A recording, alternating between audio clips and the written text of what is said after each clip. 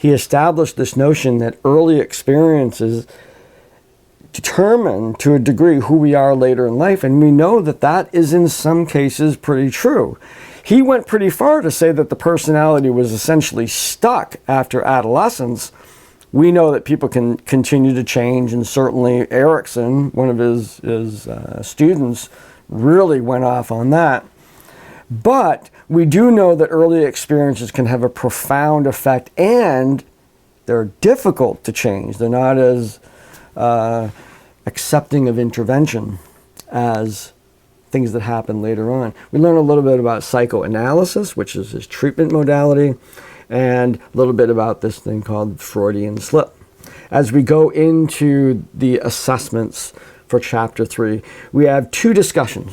One of them has to do, what do you think about this idea of psychic determinism, the early childhood experiences having an impact on later life? And then read about this Freudian slip? Is that really unconscious motivations, or is it something else that's going on? And finally, there's a one-question quiz, and that's to consider Freud's explanation of anxiety being the result of an overburdened ego, trying to manage that id and superego, the id represented in part of our literature and culture as that devil on one shoulder, and the superego, the angel, and you're sitting there going, okay, what do I do? And that anxiety, the discomfort that comes with that, of wanting something but knowing it's wrong, is kind of where he saw anxiety coming from. And so then we move into two followers of Freud, Alfred Adler and Harry Stack Sullivan, and their particular contributions. Now, I want you to read in some detail, and please do some extra research in the textbook outside on Alfred Adler, because he is, in my opinion, one of the greatest psychological thinkers.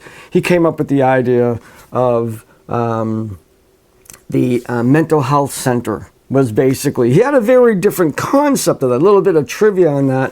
He thought that therapy for individuals who had gone awry in the community should be done in an auditorium. So he had a methodology where he would sit with his patient and all the community members would sit around in a circle and listen to the therapy. Certainly not something that we do today, but that idea that the community has a responsibility of taking care of individuals with mental health problems and deviance, in terms of now we're looking at community sentencing and restitution and these kinds of things. He was way, way ahead of the game on that. So we're going to be learning a little bit about his stuff. And so we look at the course book. We have a little bit here about Adler's idea of birth order. It's an interesting little side note in Adler's work, this idea that the oldest child, middle child, youngest child syndrome kind of thing, which in fact does not show itself to be a valid theory when it comes to research. However, I will tell you that even though it's not considered a valid theory, I have two brothers. I'm the youngest, middle, and then the oldest. We are textbook Adlerian family. My oldest brother, leader in the family, middle child, my brother Jim, kind of lost for a while, trying to find himself. Me, spoiled. All of that stuff, we're just classic. And so then we ended up with two stepbrothers, and that just messed everything up. I became the middle child. I don't know what that was about. So back to the course book here. We look into the work of Adler, who he was. That's him there. And his concept of individual psychology, where the notion of inferiority and superiority was a big thing with him. And you'll find in some of these theories of psychology is that what they came up with, what these theorists came up with, had a lot to do with how they led their lives. Adler was a very sickly child. And so the idea that he couldn't be athletic, he couldn't go out, he didn't have as many friends and stuff like that. This idea of inferiority versus superiority kind of thing was a part of his actually growing up. We'll see that in Erickson when we talk about Erickson's search for self. He spent his whole young adulthood hitchhiking around Europe, playing guitar and trying to find himself. So of course he would come up with a theory about identity. And so you see this kind of match between the lifestyles of people and the and what they come up with. And so that's part of Adler's theory. We get into some other, I actually introduce you to a friend of mine, Enoch Glidden, who was a person who has spina bifida, and his story of overcoming his disability. We get into Harry Stack Sullivan's what motivates people in terms of their personality. And that is, again, one of these, when you look at these early theories of personality, you're really having to tie in this notion that there's some sort of base motivator that causes people to change over time.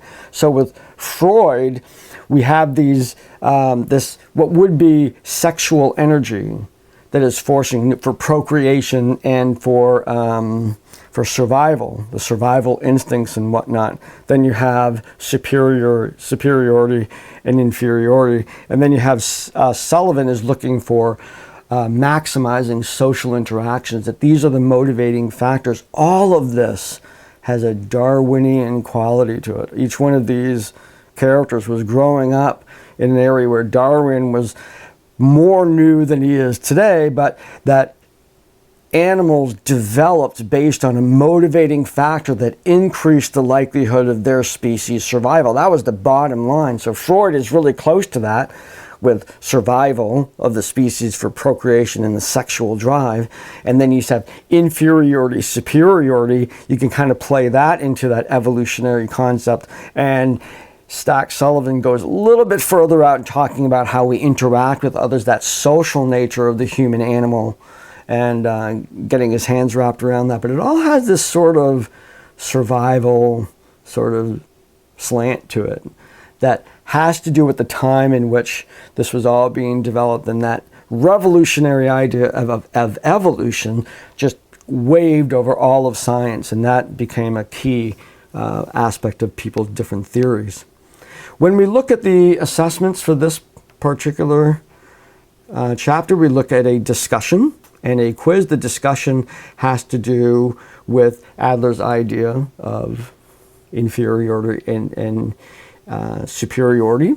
How did that play out in your life? And then we have a 2-question quiz, style of life, looking at that theory and how you were raised by your parents and how that created your style of life. And then here we have, again, looking at Adler's view in a quiz format. We contrast that with Sullivan's view of the goal of personality being focused on interpersonal security. And so that's what we're looking at this week. I know I went into a little bit more detail this time, kind of experimenting with how I want to approach these little videos at the beginning. Thought I would kind of focus on all the expectations. Make sure this is a 2-chapter week. So there's more work to do this week. We have chapters 3 and 4 that we're doing. Not every week will be like that, but it'll be, so a little bit more work to do this time. So I'll see you in the discussions.